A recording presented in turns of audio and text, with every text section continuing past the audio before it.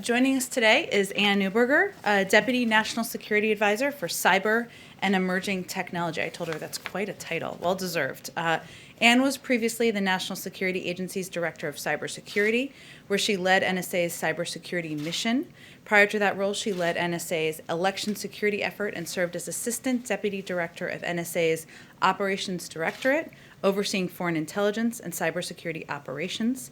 She also previously served as NSA's first Chief Risk Officer, as Director of NSA's Commercial Solutions Center, as Director of Enduring Security Framework Cybersecurity Public-Private Partnership, as the Navy's Deputy Chief Management Officer, and as a White House Fellow. She is going to provide all of you an update on the administration's work related to solar winds. And she's willing to take a couple of questions. As usual, I will play the bad cop. Well, come on over, Ann, when you're ready. Good afternoon. It's great to be here with you today. So I'll give an update across our SolarWinds work. What happened? How did it happen? And what are we doing about it? So first, what happened? Hackers launched a broad and indiscriminate effort to compromise the network management software used by both government and the private sector. The intelligence community is looking at who is responsible. Until that study is complete, I'll use the language we previously used, which was to say an advanced persistent threat actor, likely of Russian origin, was responsible. As of today, 9 federal agencies and about 100 private sector companies were compromised. As you know, roughly 18,000 entities downloaded the malicious update, so the scale of potential access far exceeded the number of known compromises. Many of the private sector compromises are technology companies, including networks of companies whose products could be used to launch additional intrusions. So why does this matter? Why is this significant? The techniques that were used lead us to believe that any files or emails on a compromised network were likely to be compromised. The scope and scale of our investigation is underway, and we look forward to providing you future updates in the future. So how did this happen? There's 2 parts to that, them and us. The actor was a sophisticated, advanced persistent threat. Advanced, because the level of knowledge they showed about the technology and the way they compromised it truly was sophisticated. Persistent, they focused on the identity part of the network, which is the hardest to clean up. And threat, the scope and scale to networks, to information, makes this more than an isolated case of espionage. And then us. There's a lack of domestic visibility. So as a country, we choose to have both privacy and security. So the intelligence community largely has no visibility into private sector networks. The hackers launched the hack from inside the United States, which further made it difficult for the US government to observe their activity. Even within federal networks, a culture and authorities inhibit visibility, which is something we need to address. I want to take a moment to thank the public and private sector network defenders who've been working very hard to find and expel these adversaries from both government and private sector networks. So finally, and most significantly, what are we going to do about it? 3 things. First, finding and expelling the adversary. Second, building back better to modernize federal defenses and reduce the risk of this happening again. And finally, potential response options to the perpetrators. So first, finding and expelling the adversary. We're coordinating the interagency response from the National Security Council. I was on the Hill last week, had Hill discussions this week, and will be on the Hill next week as well. We're working closely with daily conversations with our private sector partners. They have visibility and technology that is key to understanding the scope and scale of compromise. There are legal barriers and disincentives to the private sector sharing information with the government that is something we need to overcome.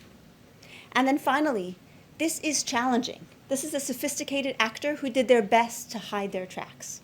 We believe it took them months to plan and execute this compromise. It'll take us some time to uncover this layer by layer. Second, building back better to modernize federal defenses.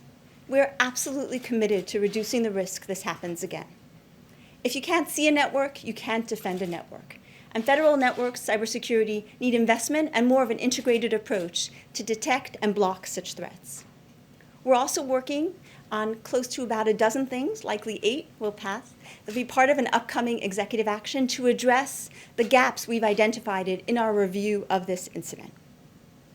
And finally, in terms of response to the perpetrator, discussions are underway. I know some of you will want to know what kind of options are being contemplated. What I will share with you is how I frame this in my own mind. This isn't the only case of malicious cyber activity of likely Russian origin, either for us or for our allies and partners. So as we contemplate future response options, we're considering holistically what those activities were. I look forward to coming back and keeping you posted as we continue identifying the scope and scale and continue our execution. And thank you so much for your time. Does anyone have any questions? Go ahead, Phil. Thanks, Anne, for doing this. Just to 30,000 foot, do you have a time frame in terms of how long this investigation will take? And then obviously you're not going to lay out specific details of what you will do in response, but do you have a timeline on the response as well as a tag to whenever the investigation ends, or how are you guys thinking through that? So most importantly, as we're looking at what caused the SolarWinds, we're also executing the 3 things I talked about. We're working to expel the adversary, we're working to build those networks and improve the cybersecurity of federal networks, and we're also carefully thinking through how we respond. So the investigation, as I noted, because of the sophistication, it's taking us layer by layer, but we're working at the same pace to ensure we lock down networks and really think through how to ensure this doesn't happen again in the future. And do you have a timeline? I understand it's complicated, but how long it would take to go layer by layer and really understand the scope? I think we're estimating several months, but as I said, literally, day by day, hour by hour, we're making progress in understanding it. Mary? As you look at the scope and the scale of this, do you have a price tag or a sense of a price tag that could begin to account the total cost of damage to the U.S. government from this compromise? It's a really interesting question. There's 2 parts, right? One is it's really highlighted the investments we need to make in cybersecurity to have the visibility to block these attacks in the future.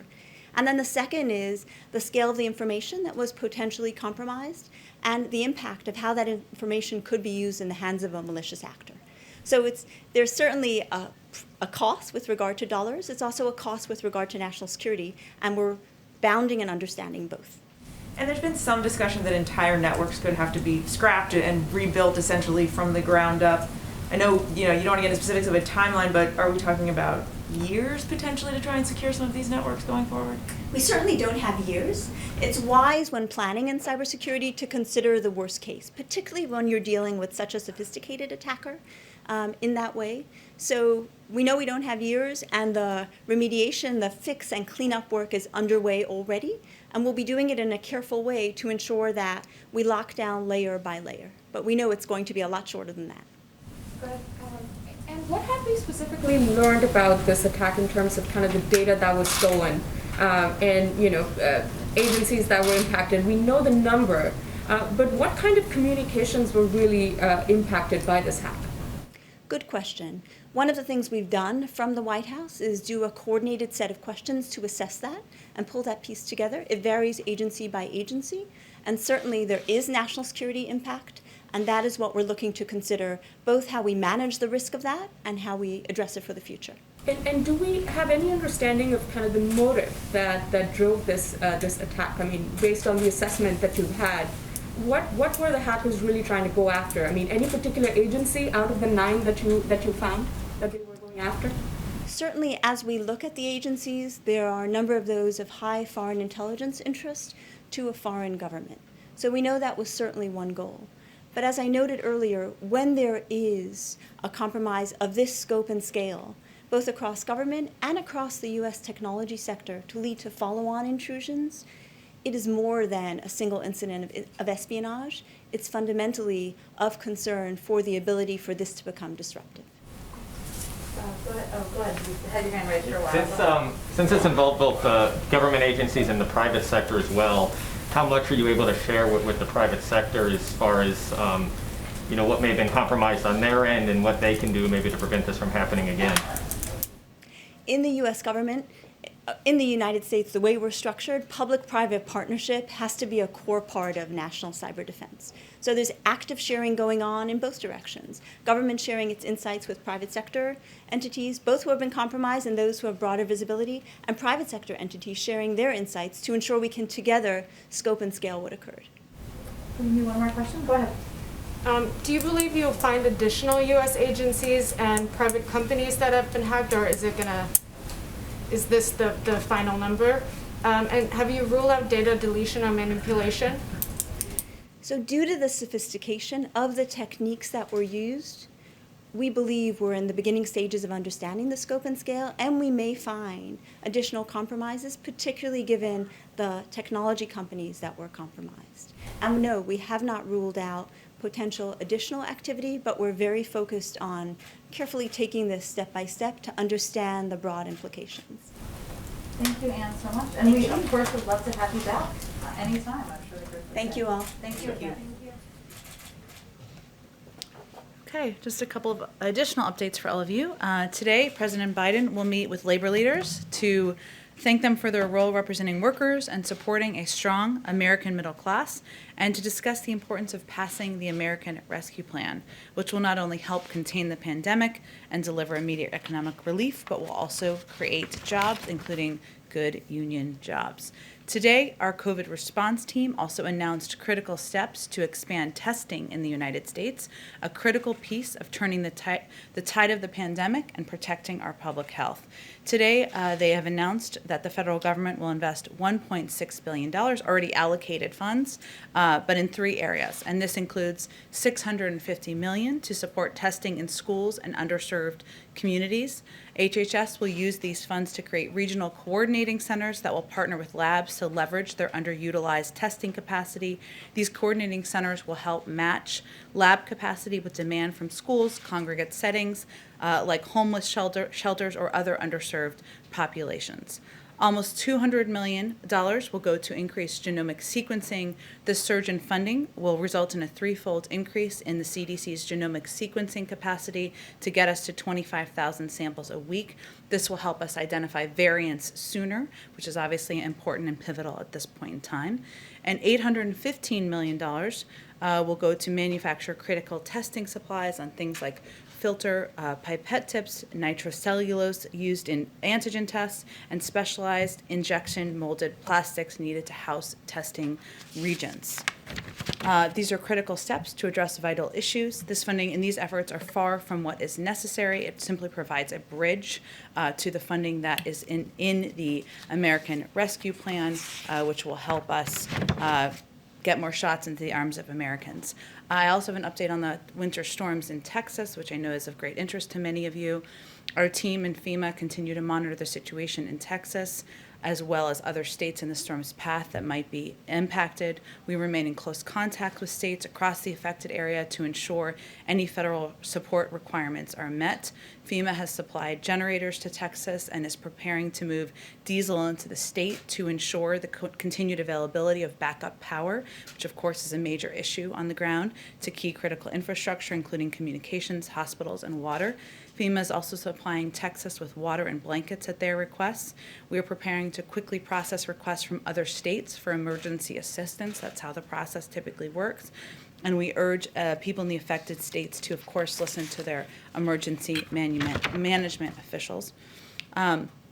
Final updates. Ahead of the meeting this afternoon, the President is taking several steps to expand high-quality, registered apprenticeships to reward work, rebuild the middle class, and connect a diverse workforce to family-supporting living wage jobs. Specifically, today he is endorsing Congressman Scott's National Apprenticeship Act, which the House estimates will create nearly 1 million new apprenticeship opportunities and help ensure women and workers of color benefit. He's reinstating the long-standing National Advisory Committee on Apprenticeships, which will bring the voice of unions, employers, community colleges, and other institutions to expanding and improving the registered apprenticeship programs. And that he is signing an executive order that reverses Trump's executive order, former President Trump's executive order, which spurred the creation of industry-recognized apprenticeship programs. These programs lack quality standards and threaten to undermine the registered apprenticeship programs that have been the pathway to middle class for decades. I said that was the last. I have one more thing. Also today, the President nominated Jennifer Abruzzo as General Counsel of the National Labor Relations Board. And many of you have been following the changeover of leadership there. Having spent more than 20 years working for the NLRB, Abruzzo will bring with her deep experience and knowledge of the NLRB's role and will be an important partner in building a strong and more resilient and more inclusive economy that delivers every American a fair return for their work. With that, a couple things at the top. Go ahead. Thanks. I had a couple of questions, Sure. sort of follow-ups from yesterday Okay. and this morning on two different issues. First, on getting the 5 days a week school. The Vice President this morning, I believe, said it's a priority to get vaccinations for teachers. Can you get to 5 days a week without vaccinations? Does the President believe that teachers need to be vaccinated before they go back to school? No, neither the president nor the vice president believe that it is a requirement. The CDC guidelines included a range of mitigation steps, including vaccinations, as recommendations. But the mitigation steps also included steps like social distancing, the need for smaller class sizes, the need for sanitation. So this was one of several steps recommended in the CDC guidelines. Now, at the same time, the president and the vice president both believe that teachers should be prioritized. And as you all know, that's up to states to determine. There are federal recommendations. About half of the country, about half of the states in the country have prioritized teachers, and they both feel that's important, including child health care workers, and they both feel that that's something that is impacting working women and moms who are trying to go back to work and trying to make sure that their kids have the attention and child care they need. So it's not a requirement to reopen schools, but they believe that teachers should be prioritized. And on the impact, particularly to women, you just mentioned, and also the idea of getting to that 7 million number that the president talked about yesterday, that if you pass the plan, you can get all the estimates that say you can get 7 million jobs back this year. Yeah. Can you do that without getting back to 5 days of school? How do women go back to work without having their kids full-time in school? Well, I will say one of the reasons that the president has put $130 billion of funding in his American Rescue Plan is because he knows that schools across the country need funding to satisfy some of the mitigation steps that are recommended in the CDC guidelines. I talked with him about this morning, and his concern, as you have raised, that this is deeply impacting women. We're seeing that statistically with every week and every month of jobs numbers. We've seen it anecdotally, and his concern is about the impact, of course, on working women today, but also on how it will bring us back in the years ahead. Because if there are fewer women who are in the workplace, there are fewer women climbing the corporate ladder, there are fewer women who are getting law degrees, getting doctorates, and that has a long-term impact. So you're right that, or I should say, what I'm taking from your question is, can we get this done if we don't have funding, if we don't have the different components? When he announced his goal of opening the majority of schools, he made clear we need to have funding, because many schools will tell you across the country they were waiting for the CDC guidelines. They want to know how to do it safely, but they need the funding to hire more teachers. They need more bus drivers. They need the ability to implement the mitigation steps that are going to work for their school districts. And just one last thing from last night. President Biden said no one should go to jail for a drug offense. What did he mean by that?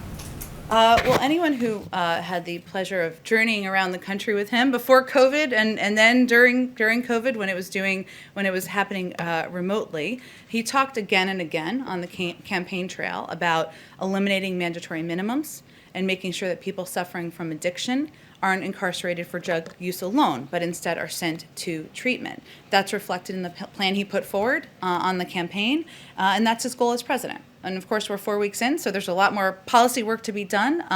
But that is a commitment and a policy proposal or policy commitment he talked about on the campaign trail. Go ahead. Hi, thank you. Just a couple of follow-ups again from last night. Sure.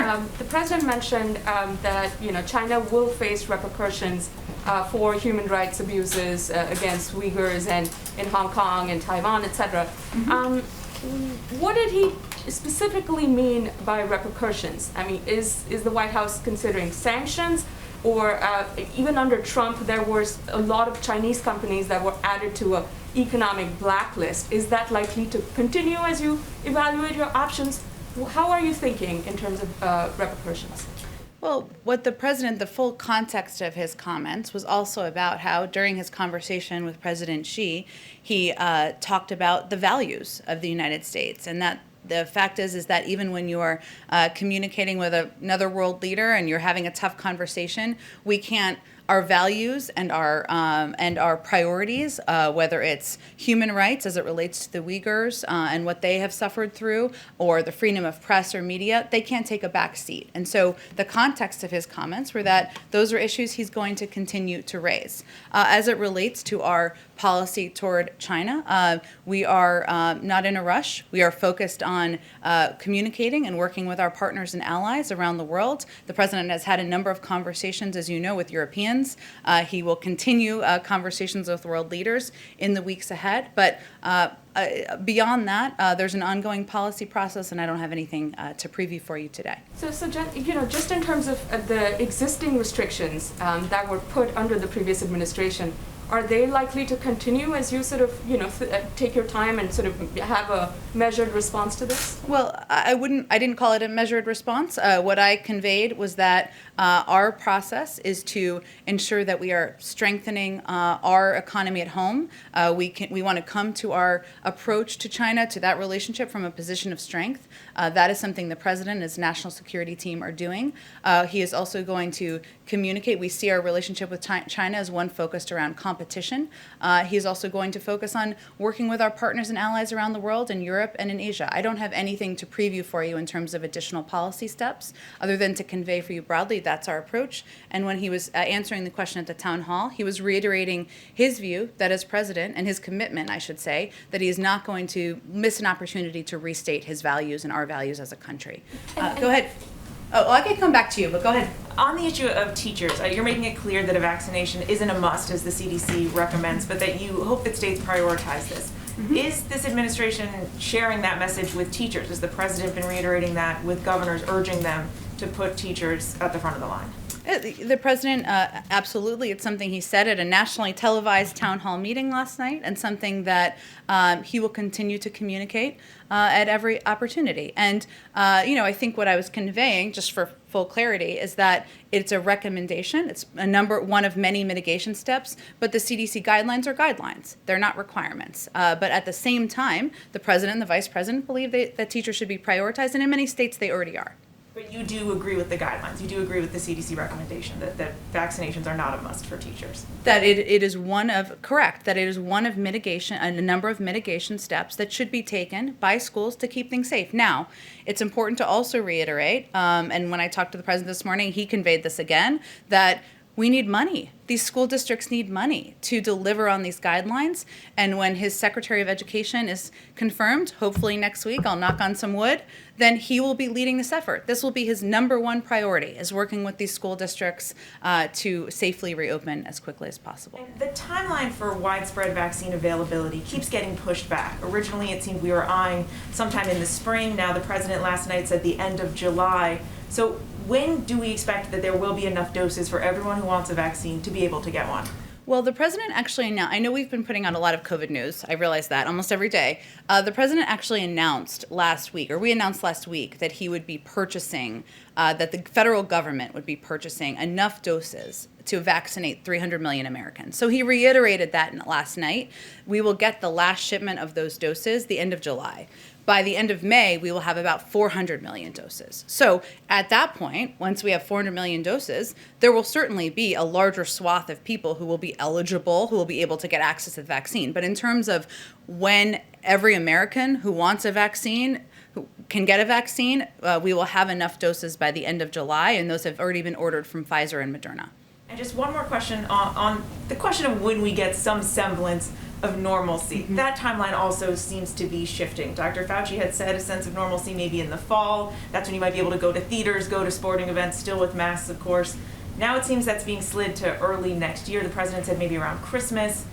What's going on here? When do we think we will get back to some taste of normalcy? Well, this is the question, as I'm sure is the case for all of you, that every neighbor, every friend, every family member asks, at least me in the street when I'm walking my dog in the morning.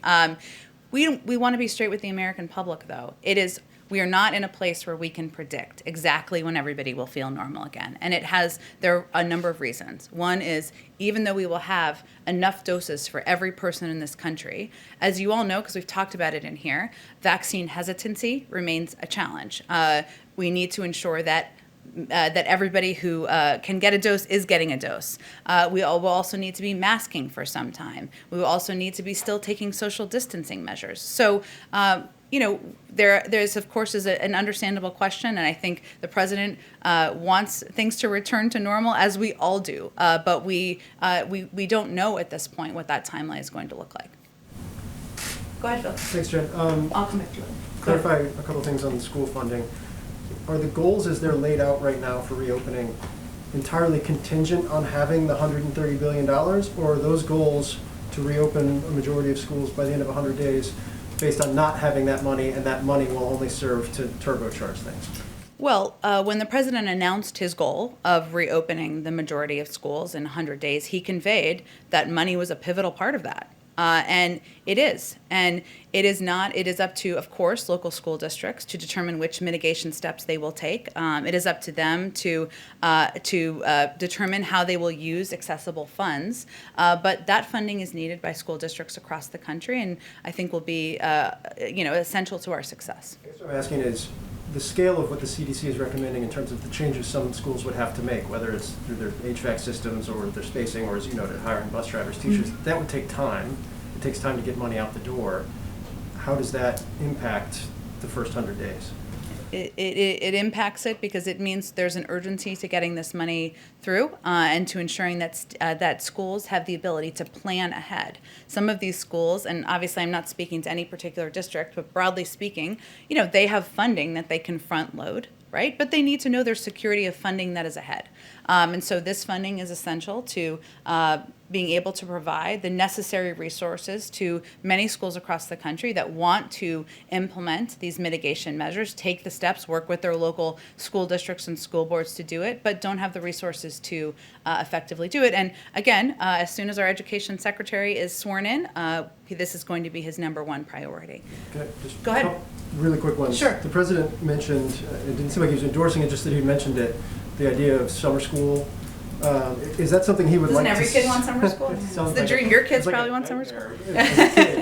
But is that something he would like to see? I know it's in the discussion, and I know it's up to school districts. And is that something he'd like to do if schools are able to reopen, to have full semesters for summer school? Well, it is something that is an option. And, our Department of Education is also undergoing a study to determine the impact of COVID on kids and schools. And what is the impact of doing remote learning? What's the impact of not being in school with your teacher? And from that, they'll be able to work with school districts on what's going to work best to address the challenges and needs that they're finding through that study. But this funding that is in the American Rescue Plan can be used for a range of purposes, and we've talked about a lot of them: bus drivers, hiring of temporary teachers, PPE or other equipment, but also can be used for tutoring or summer school in cases where that would be an appropriate step, and it's really going to be up to the school districts to determine that. Go ahead. Jen, you've said that the president's preference is that states prioritize teachers. Mm-hmm. This is a vaccine that's being provided for free to the states by the federal government. Can't you mandate that states prioritize teachers?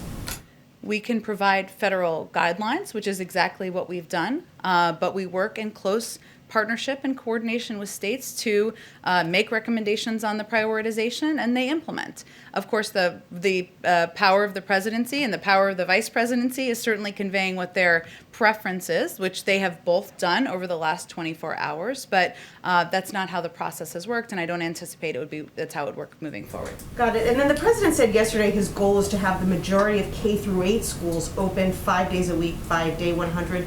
What about high schools? What's the goal for them?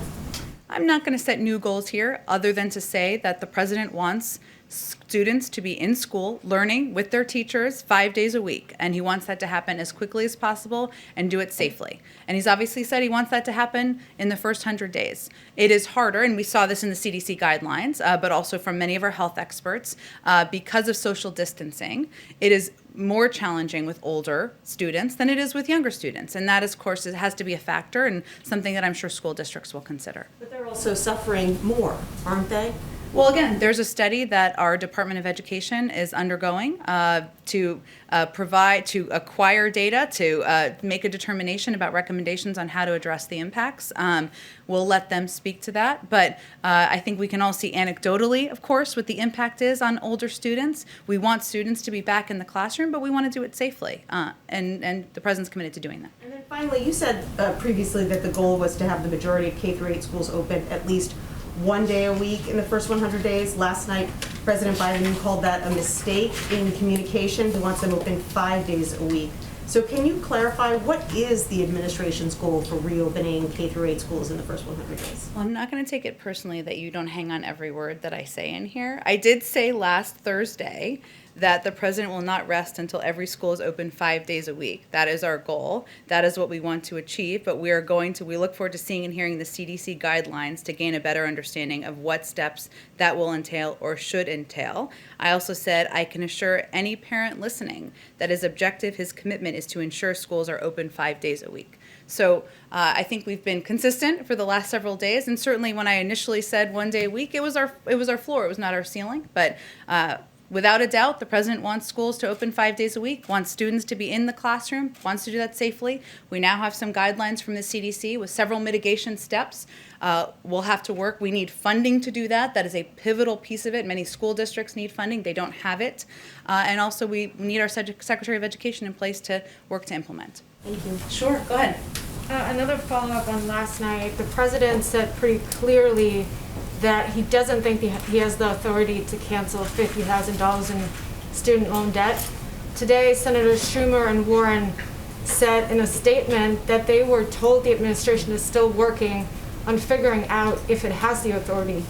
So if your lawyers would determine that canceling this is legal, would the President go ahead with this? And if not, why not? Well, first, on last night's town hall, for those of you who didn't see the whole thing, he was reiterating his previously stated position, which is he doesn't favor $50,000 in student loan relief without limitation. And he used some examples of the types of schools or when it should be reimbursed or refunded. He said previously that relief above $10,000 should be targeted based on the borrower's income, based on the kind of debt in question, public schools versus private schools, graduate schools versus undergraduate. Obviously, there's a lot of considerations at play.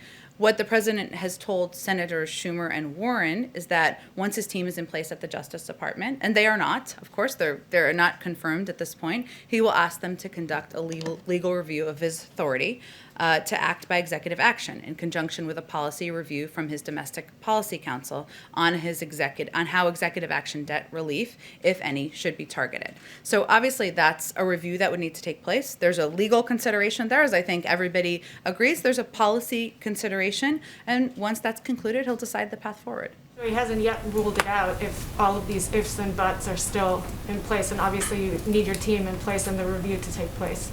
That's right. There needs to be a team at the Justice Department to make a recommendation on his legal authority. And obviously the domestic policy team is in place, but they would be a part of that conversation certainly as well. And in the meantime, if Congress moves forward and sends him a package that provides $10,000 of student debt relief, he'd be eager to sign that. So there are several levers here, and he's looking forward to that process moving forward. Go ahead.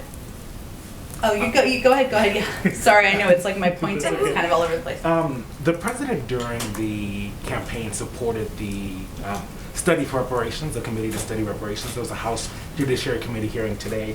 Does the President support the legislation? He stopped short of saying that during the campaign. Would he sign that if it came to his desk? Well, he's supported a study of reparations, which I believe is what's being discussed, and studying the continuing impacts of slavery, which is being discussed in this hearing on H.R. 40, I believe it is. And he continues to demonstrate his commitment to take comprehensive action to address the systemic racism that persists today. Obviously, that is having that study is a part of that, but he has signed an executive order on his first day, which would begin to deliver on his commitment to having an across government approach to addressing racial inequality and making sure equity is a part of his entire policy agenda. But he certainly would support a study of reparations.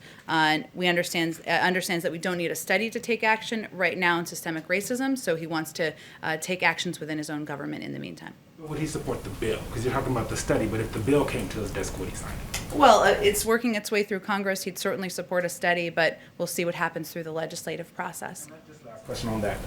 The president has signed quite a few executive actions. Mm-hmm. Why not on this issue create a commission and by executive order?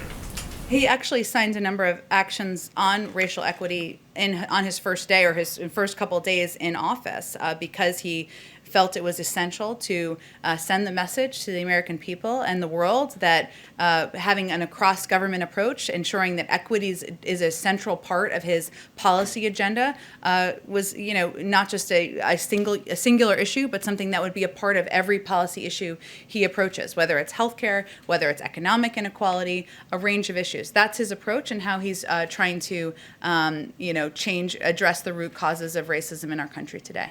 But he doesn't support a reparations executive order. He won't sign it. Again, it would be up to him. He has executive order authority. He would certainly support a study, and we'll see where Congress moves on that issue. Go ahead.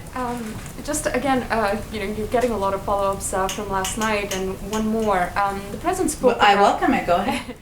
The president spoke about minimum wage last night and reiterated his support for $15 an hour. And at the same time, he also tried to explain sort of a gradual rollout, and he spoke about 12, 13. We appreciate the clarification your office put out this morning about what that would look like.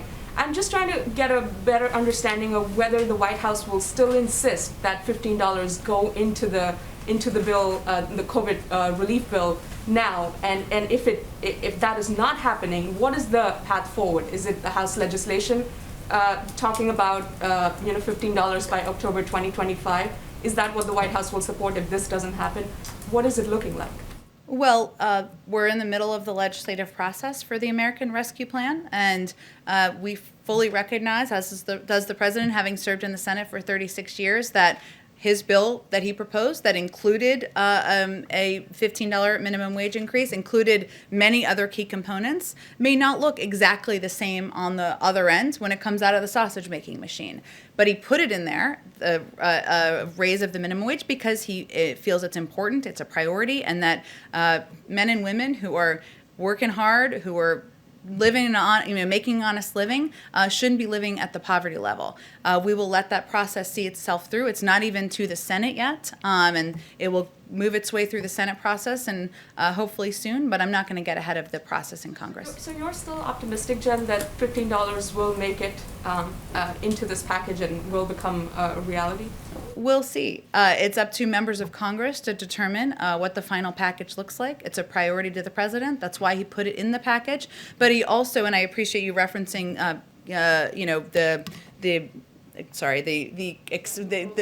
right, exactly. I just stumbled over 100 words. I appreciate you referencing that when he was asked this question last night, it was by a small business owner who was concerned that immediately he would, or this is what the president's takeaway was, that immediately he would be in a place where he had to pay his workers $15 an hour next month or soon, and the president was explaining to him that this would be a progressive increase, right? And that's something that Senator Sanders supports as well. So he was explaining it would go to 12, then it would go to 13. It would be over a series of time, over a couple of years. So that was how he was explaining it. But again, the process is ongoing. We look forward to it moving forward rapidly, and we'll see what comes out on the other side. So he definitely supports even a gradual rollout as an option on the table. Oh, absolutely, he supports a gradual increase, that it wouldn't be an immediate, and as does Senator Sanders, and as do many advocates for increasing the minimum wage. Absolutely. Go ahead. I wanted to ask one point of clarification on the summer school question. Okay. Are you saying that there would be an additional funding stream for schools that wanted to go in that direction, or it would be part of the larger COVID package? It's part of the larger, it's an option in the school funding that's in the COVID package. Beyond that, is the Department of Education going to make an ultimate recommendation on how districts should handle the question of holding in-person summer education for students who have been out of the classroom for so long? I'm sure that's something they'll look at, and I think what they're eager to have access to is this data on what the impact has been of students being out of school, students learning remotely, hybrid learning. We don't know. There's not really a big precedent for this, and they want to be able to look at that data. And of course, Secretary Cardona, as a former educator himself, I guess once an educator, always an educator, will be leading that effort and working with school districts. And if I can ask one more on a different topic, just because it's an issue that's come up in Congress, it's being talked about in D.C., is does the president, given his relationship with the Senate, have a view on permanent fencing around the U.S. Capitol? It's likely something that if it were to happen would be an appropriation that the president would have to sign. It's really up to Congress to determine what measures need to be taken, and I'm sure they're working with their own, the Capitol Police and others to make that determination, but we don't have any further comment from here or evaluation. Go ahead. Thanks, Jen. A top CDC official and Transportation Secretary Buttigieg both said publicly in recent weeks that COVID testing for domestic flights was under consideration. And I know you said last week that those reports are inaccurate, and the CDC issued a statement saying it's not recommending it. But I guess why is domestic testing no longer on the table at a time when countries like Canada are significantly increasing COVID travel restrictions? And did the White House have a conversation with the CDC about the proposal given the pressure coming from the airline industry? No, there's a policy process for every consideration, right? And obviously we have said we will lead with the guidance of health and science experts. And as you noted, the CDC put out a statement on this last week. There are steps that we have put in place, as you may be familiar with, including mandatory masking on flights, which our health experts feel is an effective step that should be taken on airlines. And also, we've limited restricted travel from international travel. But that's not a step that was determined was essential to be made. So we will follow the guidelines. Go ahead. Thanks. I want to get back to the Texas crisis. So about a decade ago, federal regulators suggested, they urged Texas to weatherize its power grid. That largely did not happen, or it certainly didn't happen enough. And of course, it was only a suggestion because Texas is not part of the national grid.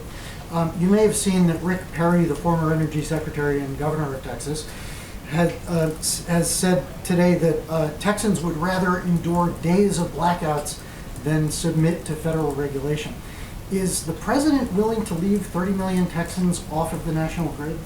There's a lot packed into that question. I will do my best to answer it. Let me first say that building resilient and sustainable infrastructure that can withstand extreme weather and a changing climate will play an integral role in creating millions of good-paying union jobs, creating a clean energy economy, and meeting the president's goal of reaching a net zero emissions future by 2050, and also will be beneficial in future storms. I will say that there has been some inaccurate accusations out there. I'm not sure if former Secretary Perry made these, but that it was that suggested that renewables caused failures in Texas's power grid. And actually, numerous reports have actually shown the contrary, that it was failures in coal and natural gas that contributed to the state's power shortages.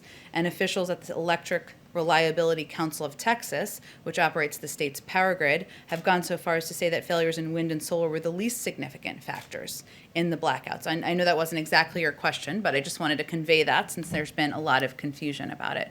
Beyond that, about the power grid, I would certainly send you to the Department of Energy for any further comment on that particular line of questioning. Also on the crisis, a lot of Texans are concerned that their homeowner's insurance is not going to cover, for instance, pipes that burst. Some policies might cover that, some might not. Will FEMA make people whole for that kind of damage? I would certainly send you to FEMA. They obviously, as I noted at the top, are very involved in providing generators, water, essential steps, but in any crisis and the recovery of it, there are typically many agencies involved. FEMA's a coordinating body, as you all know, but just for others. But I would send you to them for any other update on that. All right. Quick question from this morning. The Sure. president received ashes for Ash Wednesday. What, if anything, is he giving up for Lent? Oh, what a good question. I should have asked him that question today. I will have to follow up with you on that particular question. I don't know. Sometimes people don't give something up. Sometimes they do something good. So it could be either option, but I will see if I can get more information. I'm sorry, I have a question from outside the room, if I may. Sure, A quick go ahead. question. There's a move apparently to rename the Las Vegas airport for Harry Reid. Any idea if the president would support that?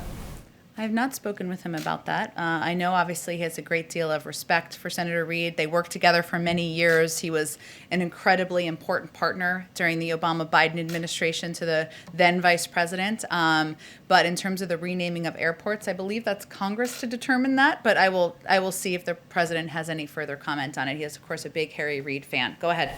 Thanks, Jen. I have a couple different questions. First of all, is the president going to release a statement or say something about Rush Limbaugh? I know, obviously, the news just came out in about the last hour before I had come out.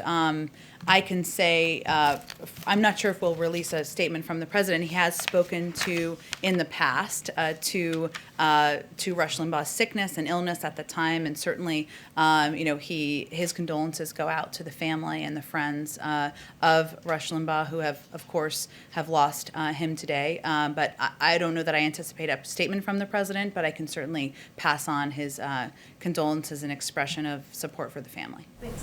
And on a different topic, is the administration going to get involved in the case of Princess Latifah, the daughter of the Dubai ruler who has released videos claiming to be held hostage? I'm happy to follow up with our national security team on that particular question as well. Go ahead in the back. Thanks, Jen. I want to ask you about the meeting that's going to take place in a little bit with the labor leaders. Richard Trumka, head of the AFL-CIO, has said in the past that he believes the president learned a lesson with his Keystone decision that if you're going to make a decision in which jobs are lost, you should have a specific simultaneous announcement in which there are jobs added. Trumka said, quote, "I wish he hadn't," speaking to the president, "done that on the first day because the Laborers International was right. The Laborers International has said that 1,000 jobs were lost."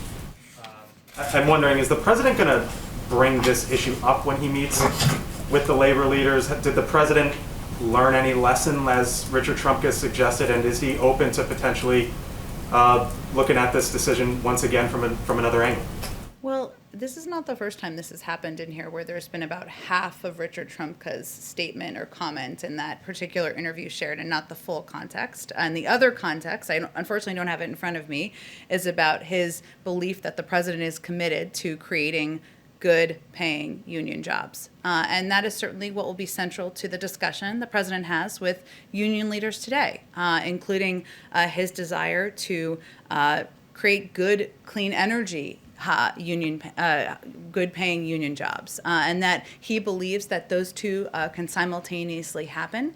When he put out his clean energy plan last year, he had union leaders and environmentalists at the same table agreeing to the path forward. And he has a extensive record on this particular issue. I will say, since you gave me the opportunity, prior to COVID-19, the Bureau of Labor and Statistics reported that two of the fastest growing jobs were in the wind turbine and solar industries, and that's just the start. The National Academies of Sciences reported last week that a transition to a net zero emissions economy could grow millions of jobs over the next decade. And our plan, the president's plan, which he'll talk about today, will make historic investments in infrastructure in the auto industry and transit in the power sector, creating millions of good union jobs, and in the process also addressing the climate crisis head on. I'm sure he'll talk about that with the union leaders today. Can I ask you about other future plans as well? Sure. You said yesterday, quote, "We haven't yet determined what the next priority forward would be, but he," meaning the president, "is engaging with his policy team." Earlier this month, when the president met in the Oval with House Democrats, he said, quote, "I can hardly wait to sit down with Peter DeFazio to work on infrastructure. This is the next big piece." So I'm wondering... He is excited about infrastructure, and I'm sure he will be talking about it today. But is it indeed the next big piece, or is the administration trying to figure out what the next big piece will be? Well, first I will say our focus right now, and the president's focus, is on the American Rescue Plan and moving that, doing everything he can to move that through Congress, to communicate with the American public, to convey why there's money needed to reopen schools, to get shots in arms, to get direct checks out to the American people. I would not expect him to lay out next pieces of his agenda until that package is through and signed and that relief is going out to the public. In the interim period, he's going to consult with a range of stakeholders, labor leaders today, members of Congress and Senate leaders last week. He had a discussion with the American public on television during a town hall last night to determine what the next steps look like. Infrastructure is certainly an issue he's had a long passion for. He does believe it creates good paying union jobs. He thinks they can be done as clean energy jobs, but we're going to focus our efforts at this point in time on the American Rescue Plan. And if I may, one more. The Vice President said, speaking of vaccines and distribution, COVID, et cetera, she said, quote, "In many ways, we are starting from scratch on something that's been raging for almost a year. However, Dr. Fauci has recently said, quote, we're not starting from scratch because there is activity going on in the distribution, and even today, your administration said that there was, I believe the number was 892,000 doses that were administered in the final week before the president took over. So is that the best message to say that this administration started from scratch when there were indeed doses going out the door, and folks like Dr. Fauci say that's not the case?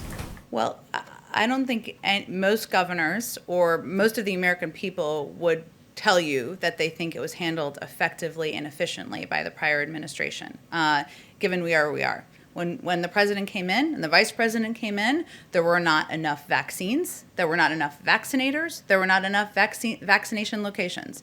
They've taken significant steps to address all of those issues. Yes, in the week prior to the president taking office, there were about 800 to 900,000, as you said, doses being given a day. The average was about 400 to 500,000 prior to that. Last week, the average was 1.7 million a day. So there are significant steps that have been taken. What they were conveying was that we did not have a comprehensive plan. There were not enough vaccines. There was not enough coordination with governors and local officials, and there were not enough places where people could get the vaccine. And now we're working to address that. And it was important for the vice president to convey that because the American people need to know what we're digging out of. And that was why she said it.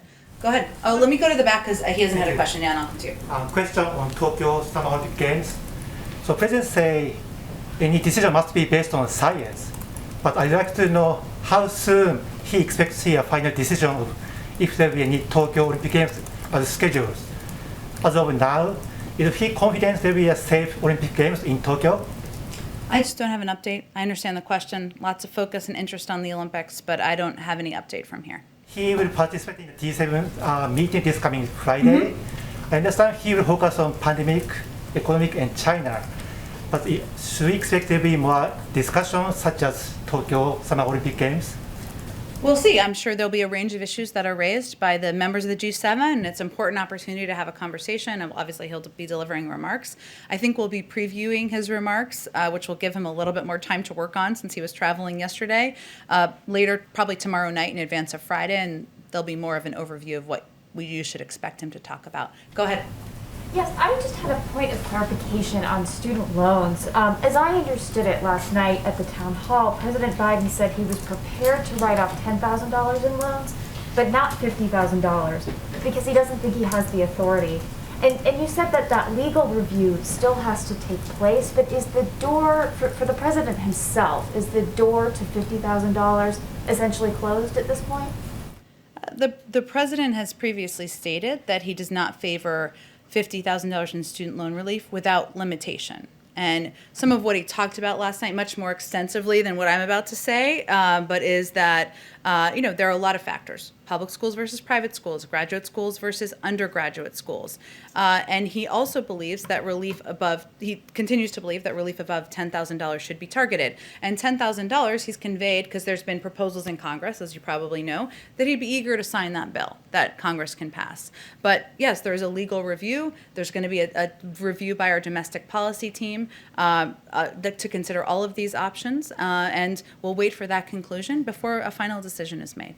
Gotcha. And then one other question, just building off of the earlier questions about Texas. Does the White House believe that more should have happened earlier to better prepare Texas power grids and water systems for climate change? And what does the White House believe needs to happen there and in other states going forward? And does the kind of crisis we're seeing right now make any of those things more urgent?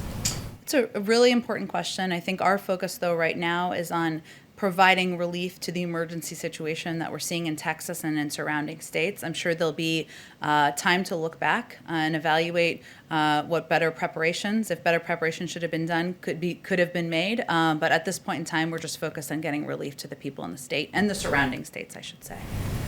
Great.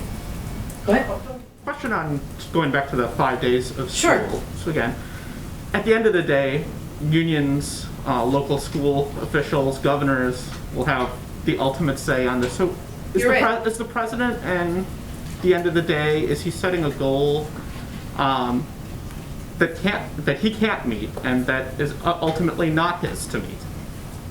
Well, you're right in the sense that, and this kind of goes back to one of Nancy's earlier questions, right? This is going to be up to local schools and school districts. However, what has been lacking is clear federal guidelines based on science, done by health experts to give schools a better understanding or a better roadmap for what mitigation steps they can take to ensure their teachers, their students, their community can return safely. That was what was announced by the CDC, of course, on Friday. The role that the president can play, I'm not the president, I'm speaking for him. The role the president can play is to work with Congress to get the necessary funding. That is the role he can really play. That is why his focus is on the American Rescue Plan, working with Congress. The role the federal government can play is from, of course, not just providing the CDC guidelines from the CDC director and their team, but also having our Department of Education work with schools on figuring out how to apply the review or the research that is currently underway and how to apply the mitigation steps. That will be Secretary Cardona's first priority when he takes office. But it will be up to the local school districts to determine the implementation of the mitigation steps. Thanks, Jim. Thank you, everyone. Thank you.